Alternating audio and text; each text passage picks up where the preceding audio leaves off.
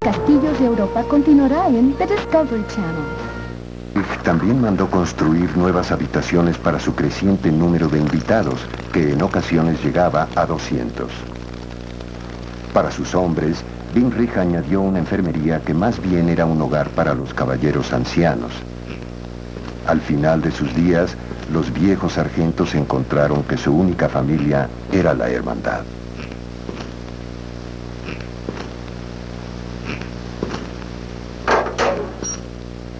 En la enfermería podían disfrutar de muchas comodidades. Buena comida, baños de vapor y otros lujos.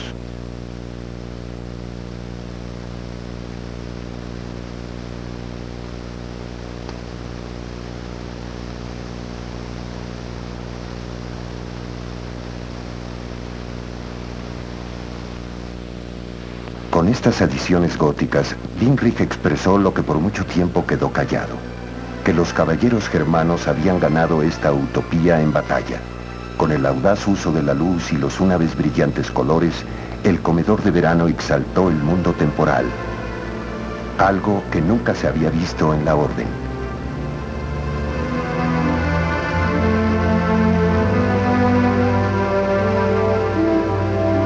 Los techos, bóvedas palmeadas, conmemoran el primer hogar espiritual de los cruzados en Palestina. Aunque su nuevo oasis está fortificado con piedra y tabique, no resultará menos vulnerable que el que perdieron.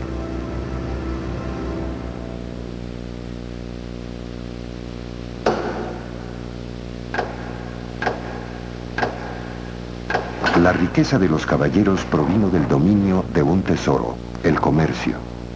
El Papa los dispensó de la prohibición de comerciar y los monjes pudieron controlar el tráfico de cobre y ámbar que pasaba por tierra hacia los puertos del Báltico. Los caballeros impusieron altas tarifas tanto a las embarcaciones como a los mercaderes. Los caballeros de Winrich también monopolizaron las exportaciones de grano y madera prusianos. Los campesinos que no pagaban impuestos eran duramente castigados. Los caballeros creían que el uso de la fuerza estaba justificado ante Dios. El comercio era tan productivo que la orden teutónica fue el único estado en Europa libre de deudas.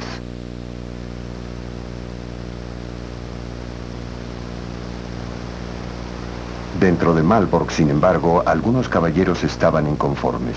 Los hermanos condenaban la corrupción de su una vez honorable orden y afirmaban que Winrich había vendido su alma. Para acabar con los rumores, el astuto comandante diseñó un plan. Canalizó la ira de los caballeros en la primera fuerza de la orden, el amor a la guerra, y la enfocó a los lituanos paganos. La guerra que libraron en Lituania fue la más sangrienta de la Edad Media. Cuando los lituanos capturaban a un caballero, lo incineraban en su armadura. Los caballeros buscaron venganza a la luz de la luna, arrasando aldeas enteras. Winrich vivió casi tanto como su cruzada. En 1382, el viejo hombre de guerra se rindió a la muerte. En 1407, el impetuoso Ulrich von Juningen asumió el poder en Malbork.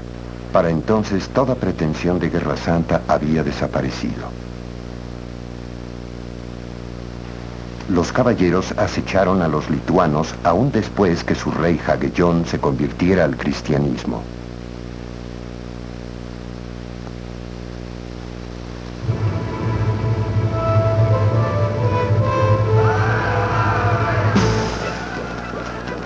Ulrich se atrevió a elevar el grito de cruzada contra los exaliados de la orden, los polacos.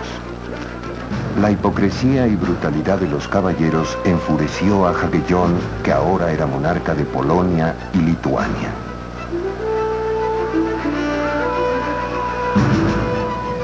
Malbork se preparó para la guerra, y también sus enemigos.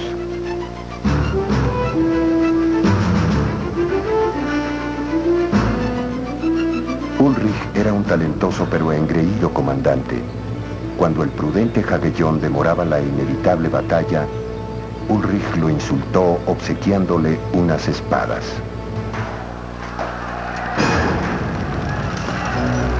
Finalmente, en el verano de 1410, los dos grandes ejércitos se enfrentaron al sureste de Malbork, en Grunwald. Los caballeros de Ulrich cantaban «Cristo resucitado». Los propios guerreros cristianos de Hagellón pensaron que los caballeros habían caído de la gracia de Dios. La batalla más sangrienta de la Edad Media fue una contienda por la mano del Todopoderoso. A medida que transcurría el día, los cantos de los caballeros se tornaron en gritos de terror. Las fuerzas de sus enemigos eran superiores, su causa más justa. El rey Hagellón finalmente triunfó.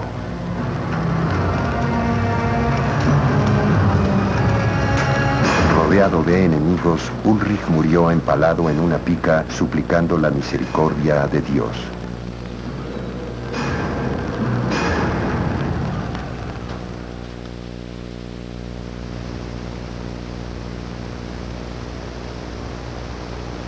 El rey Hagellón mandó el cadáver de Ulrich a Malbork.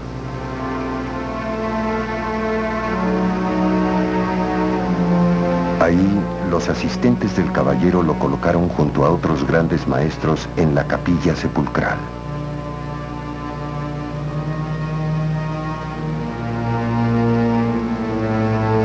La tragedia rompió la unidad de los caballeros. Durante muchos años murmurarían inconsolables que Dios los había abandonado. En 1457, los gastos de la guerra los llevaron a la quiebra y los caballeros perdieron su capital para siempre. Durante 3 siglos después, los reyes polacos se deleitaron en la sublime venganza de vivir en el castillo de Malbork.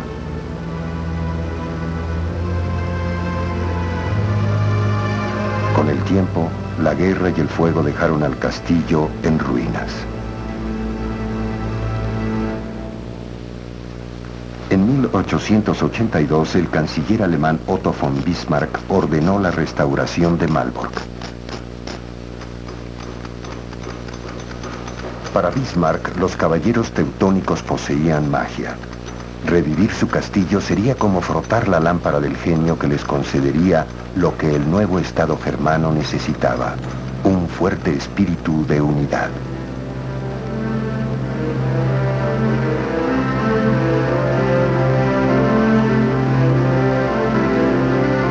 Bismarck asignó la tarea de restauración al arquitecto Conrad Steinbreck. Este trabajo sería la obra de su vida.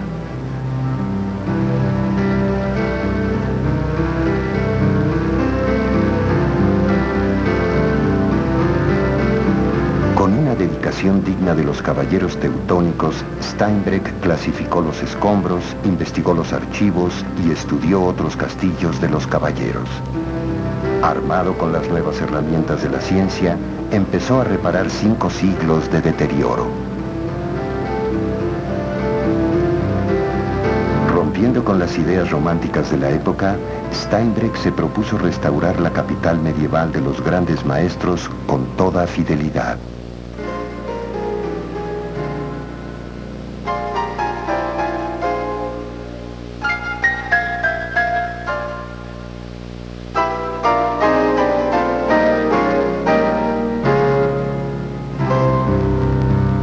Cuidadosamente trató de igualar los colores originales del palacio para crear la ilusión de que los caballeros acababan de partir a la guerra.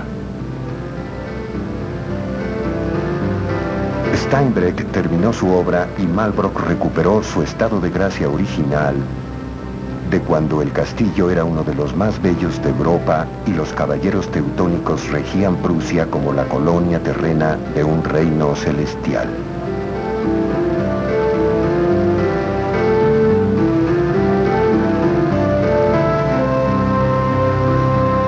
El emperador germano, Guillermo II, estaba tan impresionado con este museo viviente que hizo de Malbork su hogar oficial. La magia del castillo parecía fomentar las peroratas belicistas de Guillermo. La retórica nacionalista del Kaiser estremeció a Europa y llevó a Alemania al borde de la guerra.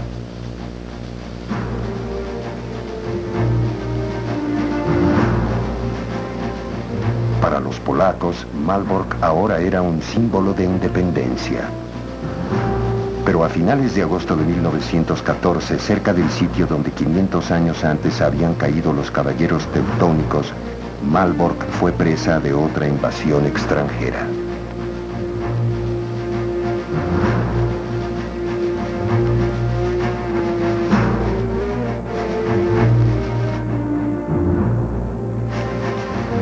Cinco siglos parecieron alejarse. El monstruoso genio de Malbork había escapado.